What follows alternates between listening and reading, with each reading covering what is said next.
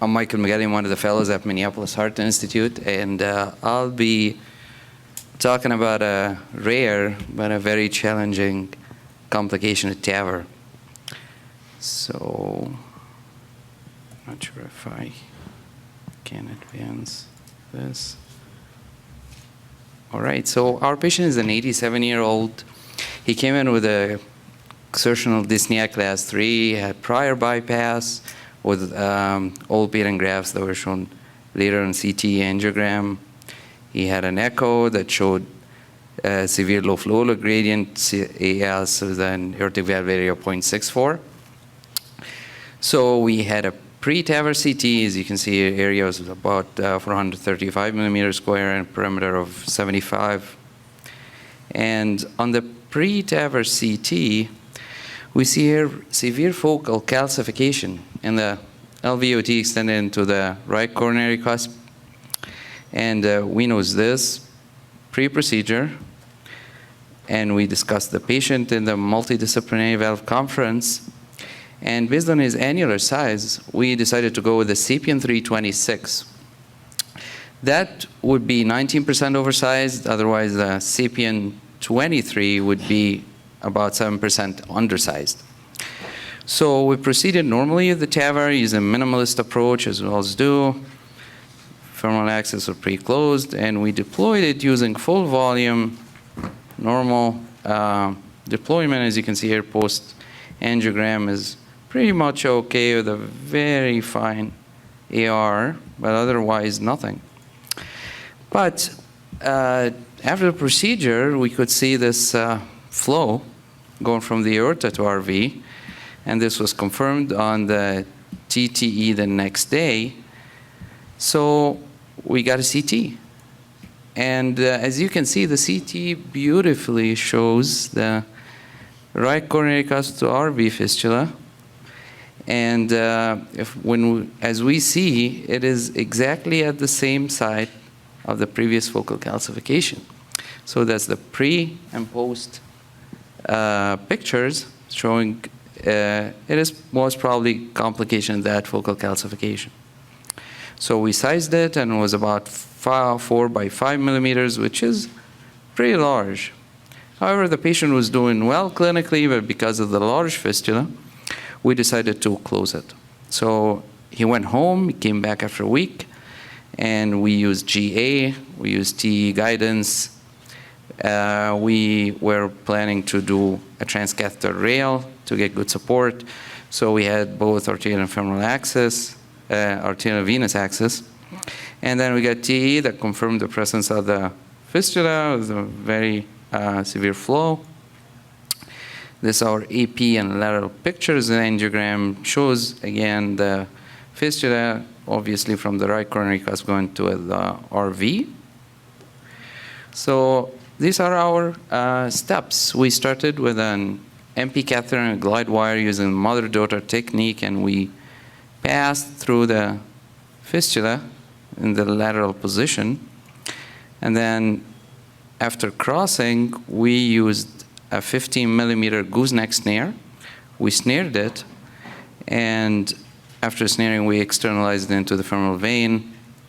After that, we exchanged the 7 French to an 8 French flexor sheath. So we started with an antegrade approach, crossed with the flexor sheath through the fistula, and then the next step was to choose the closure device.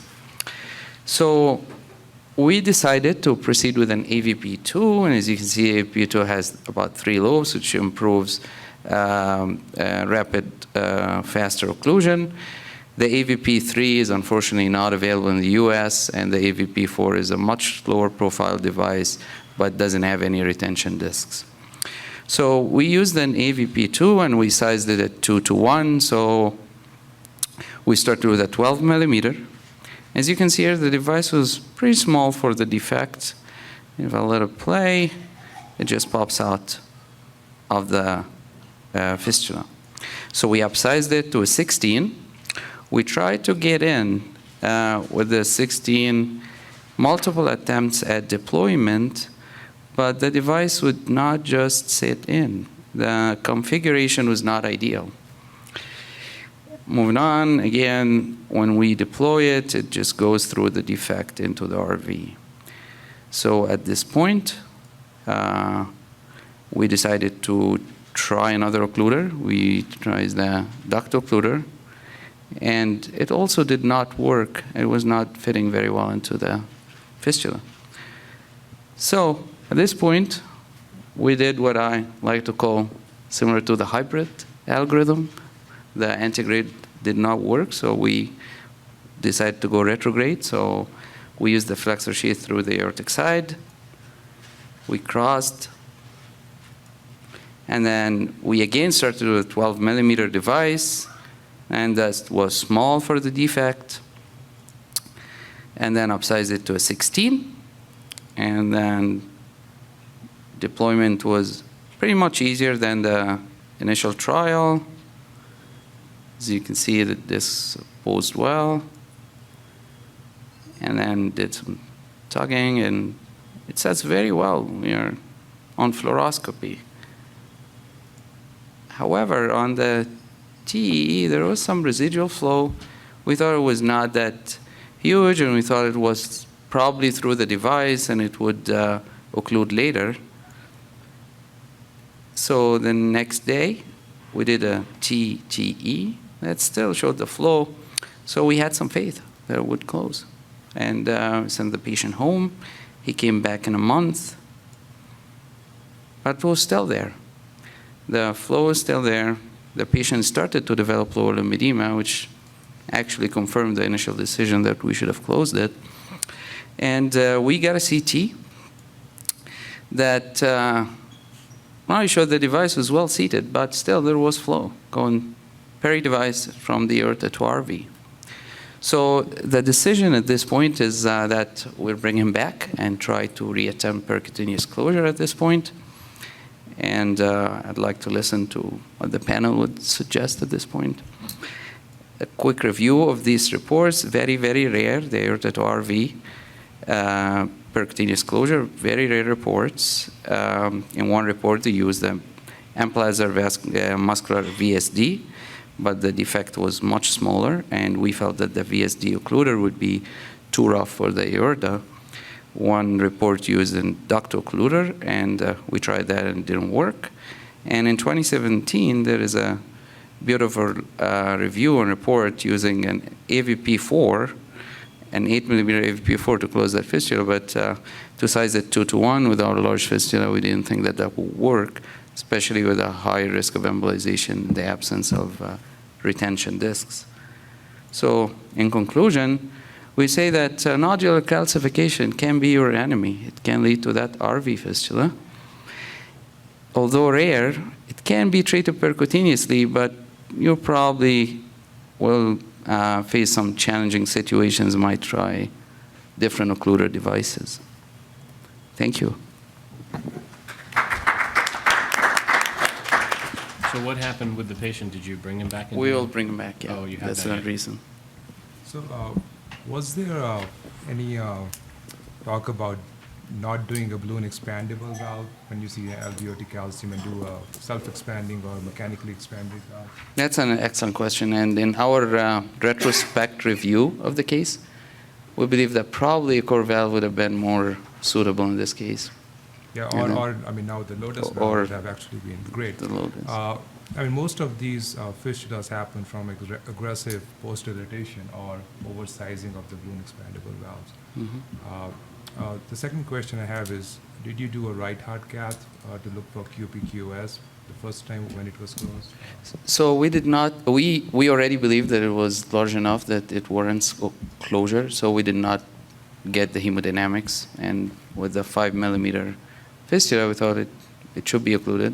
And when the patient came in with symptoms in a month, I agree, it's although it's big, but you have to have some hemodynamic burden on right heart cath to show that this is truly significant. Without done that, just since the patient is asymptomatic, probably he wouldn't have need a body. true. He came back symptomatic though. Yeah. So how many would use a 23 millimeter underside by about 7% if you are to use a balloon expandable? So we prefer the oversizing, but I guess the panel can. Yeah, no, I would not undersize. I mean, in fairness, your CT image did not show any annular calcium into the lumen of the annulus. It was all in the circumference of the annulus. It was not like a case where we have a 5 millimeter calcium spicule sticking out in the annulus and we're concerned about doing a balloon expandable valve, although, Dr. Sharma's point is well taken. And who knows what would have happened if you used a self-expanding valve in this case. But in general, I have never done TAVR in an undersized situation, and I never would. It's a good question. I don't know what would happen here if you'd done that. If it had more volume to 23, half or one. Yeah. Assume that. You may be exchanging one set of problems for another. I don't know. I mean, it's a good thought, but how many times have I done a case just like this where everything was fine? You know what I mean? So I don't know what to say, but it's sort of bad luck.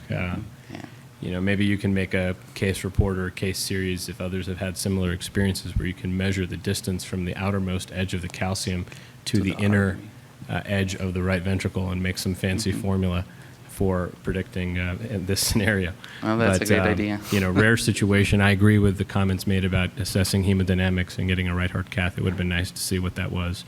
Although I think the reflex is to close something like this because it seems so unnatural to leave something like this alone, but it would have been interesting to see. I think ultimately, though, as your patient proved, they became symptomatic and they would have had issues down the road if they hadn't been symptomatic sooner. Please give us follow-up if you can somehow, either through cardio Twitter or other ways to tell us what happens with this case. Right. Thank you.